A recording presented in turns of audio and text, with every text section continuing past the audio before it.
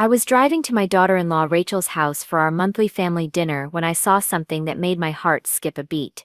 There, parked in her driveway next to her Honda, was Steven's silver BMW. My husband should have been at his insurance office until 7 p.m. What was he doing at Rachel's house an hour before dinner? Something cold settled in my stomach as I parked across the street. The living room window was open and I could hear voices inside. I was about to walk up and ring the doorbell when I caught sight of them through that window. Steven and Rachel in an embrace that definitely wasn't family appropriate. My hands started trembling as I crept closer to the porch. What I heard next would change everything. Once we get the power of attorney signed next Tuesday, Steven's voice drifted through the window. We can start draining her accounts. The old fool has no idea we've been planning this for months. I grabbed the porch railing to keep from collapsing. Rachel's laughter followed that same sweet laugh she used when I'd shower her children with gifts. "Poor Barbara," she said. And I could hear the fake sympathy dripping from every word. "She thinks she has a loving husband and devoted daughter-in-law. She has no idea we're about to steal everything and disappear together." My mind reeled. Steven and Rachel? Together? Planning to steal from me? I fumbled for my phone with shaking hands and hit record. Every business instinct I developed over decades told me I needed to document whatever betrayal I was about to uncover. 18 months of sneaking around, Steven continued, his voice filled with excitement. But it's been worth it. You're everything Barbara never was. 18 months. While I'd been supporting his lifestyle and treating Rachel like the daughter I never had, they'd been plotting my destruction. "Once we have access to her accounts," Rachel replied, "we can finally be together openly. Thomas will never know what hit him." My son Thomas. My own daughter-in-law was planning to destroy him too. I stood there in the shadows for what felt like hours, recording their conspiracy. They talked about power of attorney documents, about draining accounts, about disappearing together once they'd stolen everything I'd worked for. But what they said next, about what they really thought of me, about their detailed plans, about how they'd been manipulating my own family, that's when I realized these two had made the biggest mistake of their lives. Because the woman they thought was a helpless target had spent decades building something they couldn't even comprehend. And they were about to learn that stealing from Barbara Hayes was about to become the most expensive decision they'd ever make. But I'm getting ahead of myself. To understand how I completely destroyed two people who thought they could rob me blind, you need to know exactly who they were trying to steal from and why their plan was doomed from the moment they chose me as their victim. Before we continue, please leave a comment telling us where you're watching from and subscribe to Never Too Old channel. We're creating a community of incredible women who know that our best chapters can happen at any age. Now, back to the story. My name is Barbara Hayes. I'm 68 years old, and I live in Charlotte, North Carolina. What Steven and Rachel didn't know as they planned to steal from me was exactly who they were targeting. 15 years ago, when my first husband Robert died, I was 53 years old with a broken heart and a $50,000 life insurance check. Most widows my age might have put that money in savings and lived quietly on Social Security. Instead, I bought my first rental property, a rundown duplex that nobody else wanted. I'd never run a business before, but I'd been keeping our family books for 3 decades. I knew how to spot a good deal, how to negotiate with contractors, and how to make every dollar count. That first duplex taught me something powerful. I had a gift for real estate. Today, I own Hayes Properties, a business empire worth nearly $20 million, 47 properties across 3 counties, rental homes, commercial buildings, development land. I still negotiate every major deal myself, because building this empire taught me to spot a liar from across any conference table. But success never changed how I treated the people I loved. When my son Thomas married Rachel 8 years ago, I surprised them by paying off their mortgage as a wedding gift. Rachel cried and hugged me that day, calling me the most generous mother-in-law in the world. I was so happy to help them start their marriage debt-free. Over the years, I've covered Rachel's children's private school tuition, Emma and Jake from her previous marriage. Thomas has been a wonderful stepfather to those kids, and I wanted to give them every advantage. Quality education matters, and I was proud to invest in their futures. I met Steven 12 years ago at a charity fundraiser here in Charlotte. He was recently divorced, struggling to make ends meet as an insurance salesman, driving a beat-up Honda and living in a tiny apartment. But he pursued me with such genuine enthusiasm, telling everyone he'd never met such an accomplished, intelligent woman. I was 58 then, lonely after 5 years of widowhood. Steven seemed so grateful for the stability I could provide, so appreciative of everything I'd built. When we married 10 years ago, I thought I'd found real love again. Our marriage transformed Steven's life overnight. He went from barely making rent to living in luxury, driving a new BMW, joining the country club, never worrying about money again. I didn't mind.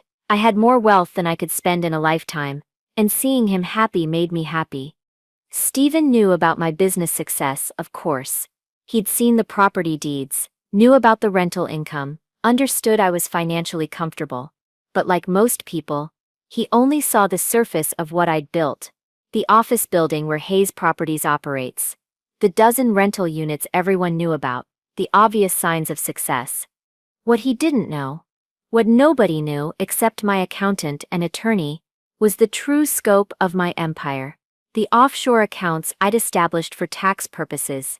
The properties I owned through different business entities. The development land I'd been quietly accumulating for a major project. For years, Steven appreciated my generosity and business acumen. But about 6 months ago, something shifted. Instead of admiring my deals, he started questioning them. "Barbara, don't you think that contractor is charging too much? Are you sure that property manager is being honest?" At first, I thought he was being protective. A caring husband looking out for his wife's interests. But gradually, his questions became suggestions about how I should handle my business differently. Rachel started expressing similar concerns.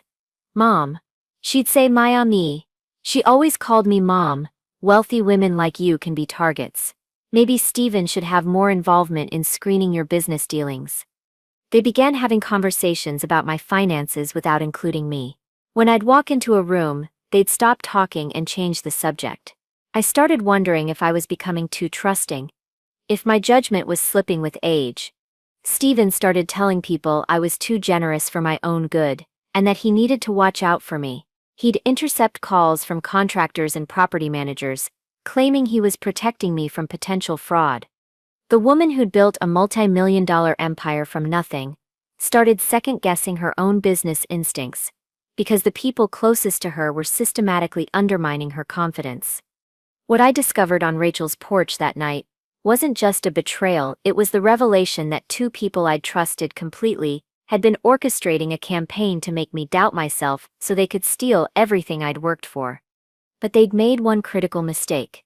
They thought they were manipulating a vulnerable older woman who'd gotten lucky in business.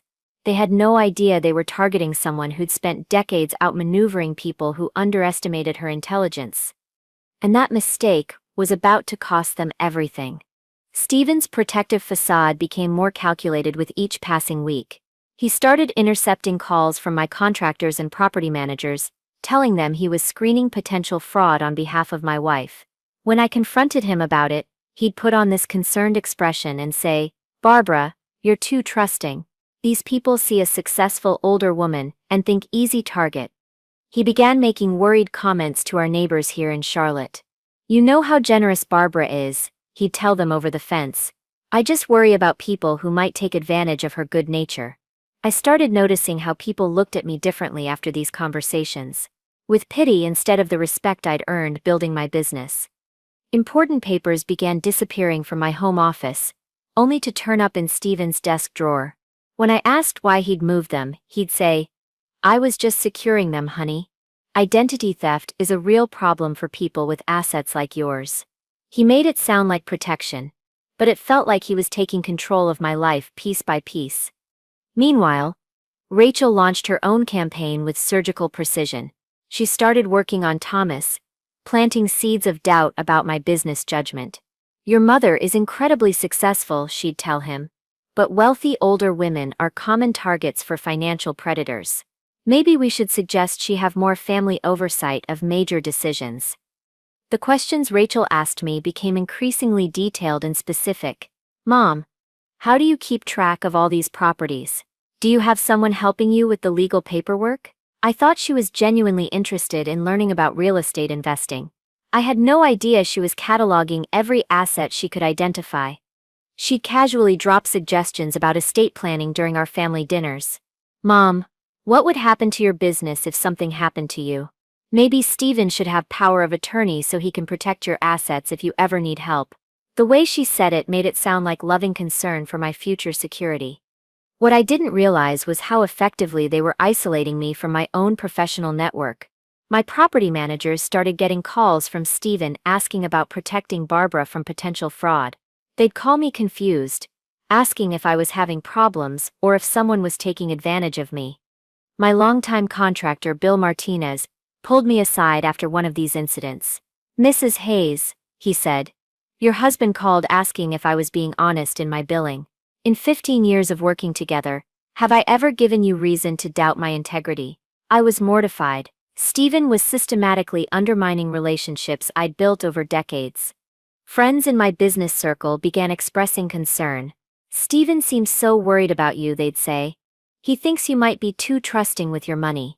The woman who'd negotiated million-dollar deals without blinking started second-guessing every business decision because the people closest to her were constantly questioning her judgment. Family gatherings became meetings about my finances that happened without me. I'd find Steven, Rachel, and Thomas huddled in the kitchen discussing Mom's situation and what's best for her. When I'd try to join the conversation, they'd quickly change subjects.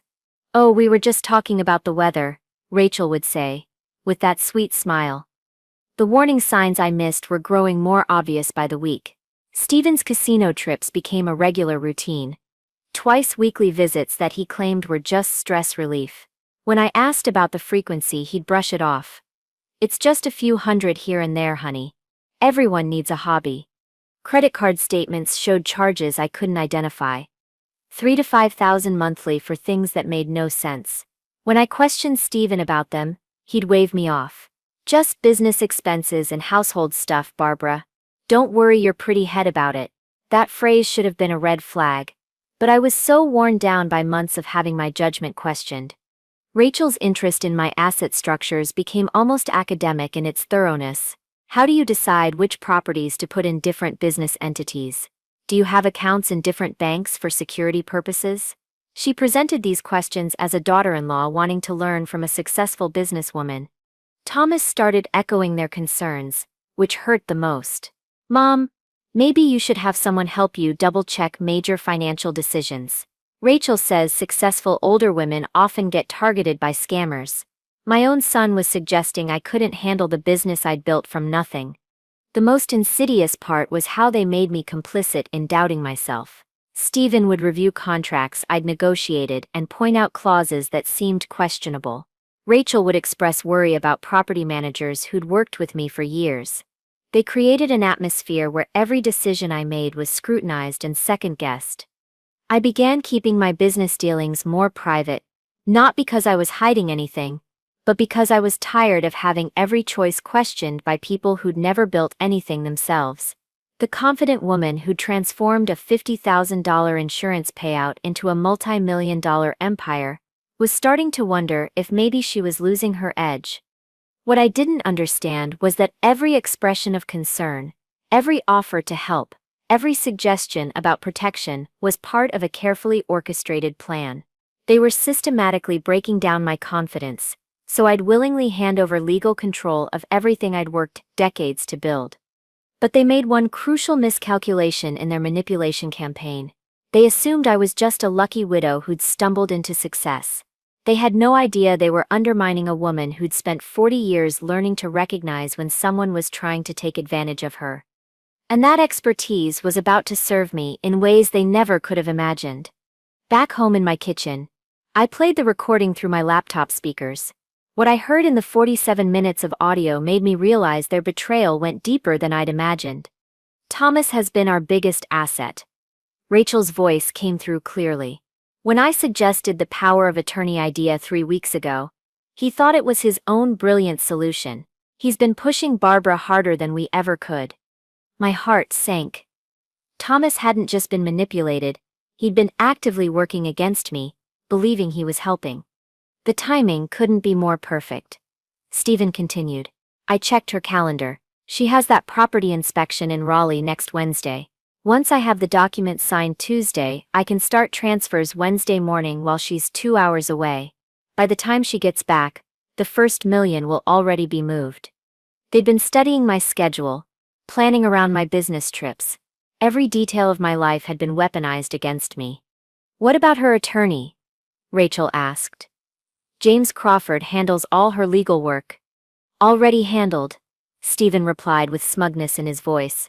I've been intercepting his mail for 6 weeks. She thinks he's been slow responding to her calls, but I've been screening everything. He has no idea about the power of attorney meeting. 6 weeks. Stephen had been cutting me off from my legal counsel for over a month, creating a bubble of isolation around me. The gambling debt is worse than I told you, Stephen admitted. It's not just the casino. I owe private lenders too. Total is closer to $180,000. Not the 100 I mentioned before. So he'd been lying even to his co-conspirator. The desperation in his voice revealed how deep in debt he really was. Jesus, Stephen, Rachel snapped. That changes the timeline. We need to move faster. Relax. Once we have access to her accounts, 180 is nothing. Hell, she probably spends that much on property taxes. They talked about my money like loose change. Decades of careful saving and investment reduced to casual pocket money in their minds. I've been working on the kids too, Rachel said, her voice turning calculating. Emma asked me last week why Thomas never has money for the things other dads buy. I told her it's because we're supporting Grandma Barbara's expensive lifestyle. She was poisoning her own children against me, turning Emma and Jake into allies for when she destroyed their family. Smart, Stephen approved. What about after we're gone? Think Thomas will figure it out? Eventually, but by then we'll have new identities in the Caymans. I've already researched the paperwork. Barbara's money will buy us completely clean. Starts, new names, new backgrounds, new lives, new identities. This wasn't just theft, it was complete disappearance. They planned to erase themselves and start over with my life's work. The best part, Rachel continued, is watching her second-guess herself. Last week she actually apologized to me for being difficult about the financial planning suggestions. She's breaking herself down for us. God, she's pathetic. Stephen laughed. 68 years old and still desperate for approval like a teenager. Makes this almost too easy. But then came the revelation that made my blood turn to ice. What if she doesn't make it to 70? Rachel asked casually. I mean, accidents happen. Older women fall down stairs, have heart attacks, get confused with medications. Don't even think about it, Stephen said quickly. Murder investigations are complicated. Financial fraud is clean. No bodies, no forensics, just missing money and grieving family members. I'm not talking murder, Rachel replied smoothly. I'm talking about helping nature along. High blood pressure medication mixed with the wrong supplements. Sleep aids that interact with her heart condition. Things that look completely natural. My hands started shaking. They weren't just planning to steal from me. Rachel was researching ways to kill me if the theft got complicated. You're getting ahead of yourself, Stephen said. But he didn't sound entirely opposed.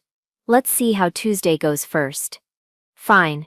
But keep it in mind as backup. Dead women don't report financial crimes. I sat in my kitchen, staring at that laptop screen, realizing I wasn't just dealing with thieves.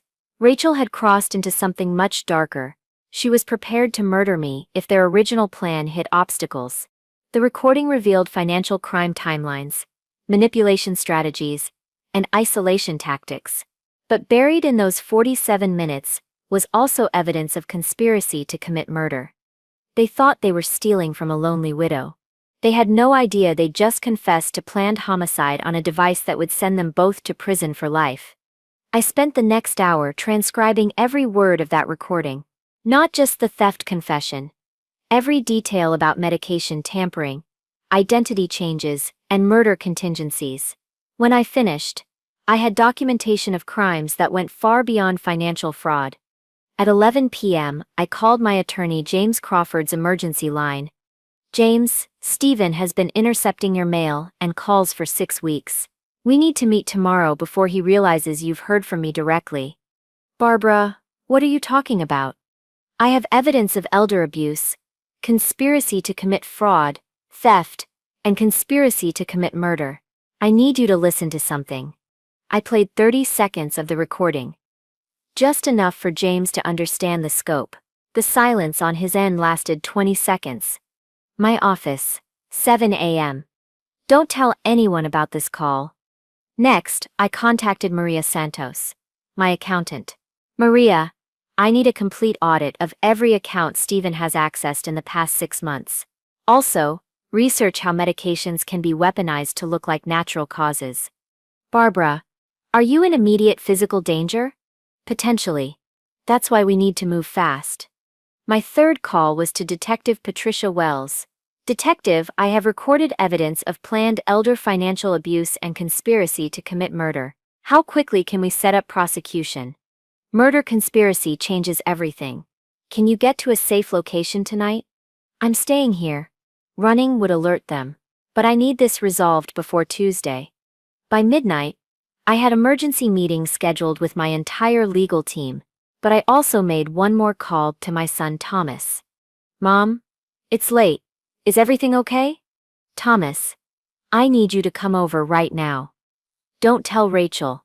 There's something you need to hear before Tuesday's meeting. What meeting Tuesday? So they hadn't even told him about the power of attorney signing. He truly had no idea what role he was playing in their conspiracy. When Thomas arrived 20 minutes later, I sat him down at my kitchen table. I'm going to play you a recording. It's going to be painful to hear, but you need to know what Rachel and Stephen have been planning. I played the section where Rachel discussed manipulating him and planning to divorce him after stealing my money. Thomas's face went through shock, confusion, denial, and finally devastating comprehension. She's been lying to me about everything, he whispered. The financial planning suggestions, the concerns about your business judgment, the power of attorney idea, all of it was to rob you. There's more, I said gently, and played the section about poisoning his children against me and her willingness to consider killing me if theft became complicated. Thomas put his head in his hands. My kids. She's been turning Emma and Jake against you to make it easier to destroy our family. Thomas, I need your help, not to get revenge, but to stop them before they hurt more people. What do you need me to do? Act normally until Tuesday. Don't let Rachel know you've heard this. Can you do that? Yes. But Mom, what about the kids? If Rachel gets arrested, we'll protect Emma and Jake. That's priority 1. By dawn Tuesday, I had a complete legal strategy in place, not just to stop the theft, but to protect my grandchildren from the destruction Rachel was about to bring down on their family. James had prepared power of attorney documents that would trigger immediate law enforcement alerts. Maria had traced every stolen penny and prepared evidence files for prosecution. Detective Wells had coordinated with family services to ensure Emma and Jake would be cared for when their mother was arrested. But most importantly, Thomas was now working with me instead of against me. Rachel's biggest manipulation tool had become her greatest weakness. Stephen thought he was signing documents that would make him rich. Rachel believed she was hours away from her new wealthy life. Neither of them knew that the vulnerable widow they'd targeted had spent the last 4 days building a prosecution case that would destroy them both completely. The trap was set. All they had to do was walk into it. Tuesday morning, Stephen was unusually cheerful at breakfast. Today's the day we really protect your assets, sweetheart, he said, completely unaware that Thomas had spent the weekend secretly moving his children to his sister's house. Emma and Jake are having a sleepover at Aunt Susan's this week, Thomas had texted me Monday night. They don't need to see what's coming. At James Crawford's office, Stephen signed the power of attorney documents with genuine enthusiasm. This gives me real authority to keep Barbara safe, he told James proudly. James just nodded and filed the papers that would trigger alerts the moment Stephen attempted any transfers. Wednesday morning, Stephen left for the bank whistling. I watched him drive away, knowing Detective Wells was already positioned there with arrest warrants. Thomas was at school teaching his regular classes, maintaining the perfect normal routine we'd planned. The call came at 10:52 a.m. "Mrs. Hayes, your husband is in custody. We're bringing Rachel in now." By noon, both arrests were complete. But what neither Stephen nor Rachel expected was the additional charges waiting for them. "We're adding conspiracy to commit murder to your existing charges," Detective Wells informed Rachel during her interrogation. "Your recorded discussion about medication tampering and helping nature along constitutes premeditated conspiracy." Rachel's face went ashen. "That was just talk. I never would have actually." Researching how to kill someone while planning to steal from them is conspiracy to commit murder under North Carolina law. That's life without parole. Stephen's interrogation revealed the full scope of his desperation. "The private lenders don't wait for casino payback schedules," he confessed. "They were threatening to break my legs. I needed Barbara's money to stay alive." But when Detective Wells played the section of the recording where he didn't reject Rachel's murder suggestion, Stephen realized his legal situation had escalated beyond financial crimes. "You didn't report your co-conspirator's plan to kill your wife," Detective Wells explained. "Under state law, that makes you an accessory to conspiracy to commit murder." The murder conspiracy charges changed everything. Stephen received 15 years instead of 8. Rachel got 25 to life with the possibility of parole after 20 years. Thomas handled Emma and Jake's transition with remarkable strength. "Mommy made some very bad choices," he explained to his children. "She hurt people we love, and now she has to face consequences. But you'll always be safe with me." Within 6 months, Thomas had full custody and had begun rebuilding his life. Rachel's parental rights were terminated after she tried to contact the children from prison, attempting to turn them against Thomas and me. The financial investigation revealed Stephen had stolen exactly $180,000 over 18 months. Every penny was recovered from the casino accounts where he'd lost it. The casino was forced to return the stolen money under fraud recovery laws. My business grew rapidly once the theft attempts stopped. Without Stephen draining accounts for gambling debts, Hayes Properties expanded into commercial development. The property in Raleigh that Stephen had planned around became a major retail complex worth $12 million. More importantly, Emma and Jake became regular visitors to my house again. Thomas had been honest with them about what their mother had planned, and both children expressed relief that the plan had been stopped. "Grandma Barbara," Jake said during one visit, "Mommy was going to make you sick on purpose." "That's really mean." "Yes, sweetheart. But she can't hurt anyone anymore. And now you know that families protect each other.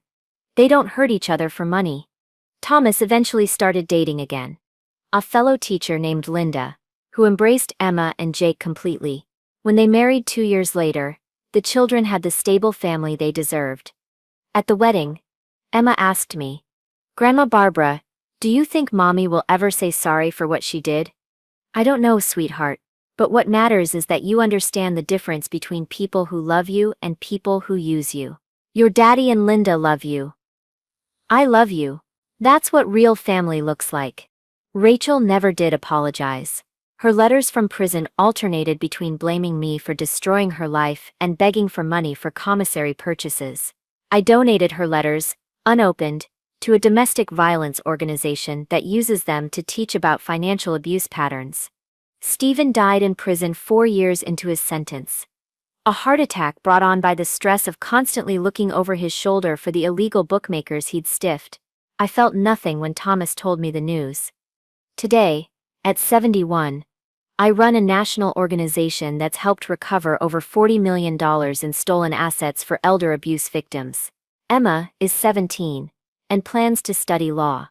Jake is 15 and wants to be a teacher like his father. They thought they were targeting a lonely widow.